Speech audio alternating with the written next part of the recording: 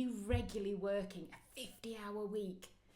Your team are completely overstretched. You've got multiple priorities, all of which need attention and completion like yesterday. Hiring is something that you know will alleviate some of this pressure, but actually requires you to dedicate some time to it. My name's Nikki Jupp and I'm the founder of Talent Gateway. We help CEOs and founders of scale-ups to consistently hire A players at speed. I share insights and content around the topic of hiring to ultimately enable you to take your business to the next level. Whilst I can't wave a magic wand and give you more hours in your day, my aim today is to share with you 3 tips that will help you to streamline your hiring process so that ultimately you can release that pressure on the company and your team by hiring some A players at speed. Tip number 1. Define your ideal candidate up front. Involve people from your team.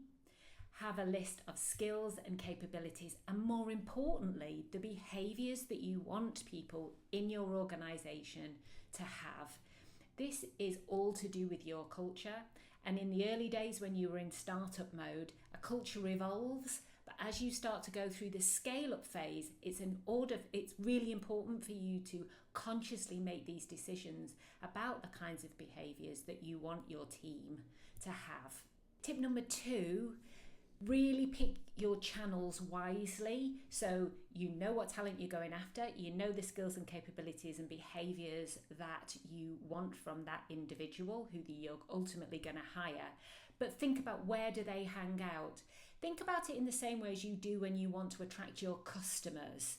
You want to go to where they are.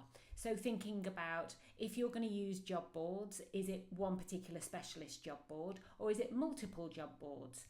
Be really clear when you use the different job boards, they all use different algorithms in order to put your advert to the top of the list. So it's worthwhile investing a little bit of time in order to understand that. Also think about whether it's LinkedIn, is it TikTok, is it Instagram? What is the best channel for you to reach either a wider audience or just to niche in right where you think your target talent is hanging out? Tip number 3, streamline your interview process. So you've been really clear what skills, capabilities and behaviours that you want from the fantastic candidate that ultimately you're going to hire. But what questions are you going to ask through the interview process? What techniques are you going to use? You might consider using video interview. Is it 2-way video? Is it 1-way video? You might decide that you're going to use psychometrics. If so, what psychometric tool will give you the information that you need, and where in the process are you going to want to have that? Who do you want to have involved in the interview process? Make sure that they're available. So what you don't want to do is be dependent on somebody so that you've got to pause and delay the interview process. Ultimately, you want the candidate to have a fantastic experience, irrespective of whether they get the role or not.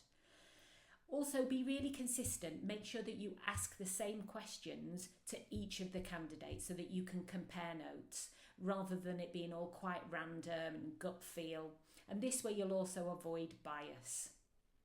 By making sure you're clear about who is in the interview and the questions, and also dividing those questions up, will also make sure that there's little, if any, repetition. And if there is repetition, there's a reason for that. So for example, in a first stage interview, somebody might have been asked a question and they weren't quite sure when they reflected after the interview whether they got the depth of information that they wanted to. So they've talked to a colleague who's going to take the second interview and say, I asked this question, this is the information I got, but I'd like you to dig a bit deeper in that particular area.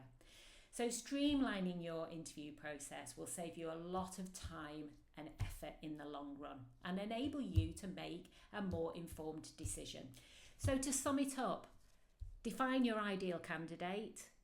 Number 2, communicate really clearly through the right channels. And number 3, develop an awesome interview process and make sure it works for everyone so that you get the information you want, the candidate really understands what the role is and what you're all about as a company, and so that you're both making the right decision and ultimately the match will be really, really good. Finally, I hope you enjoyed watching and you found the video really useful. If you did, please like, subscribe and put comments below. In the meantime, happy hiring, and I'll see you in the next video.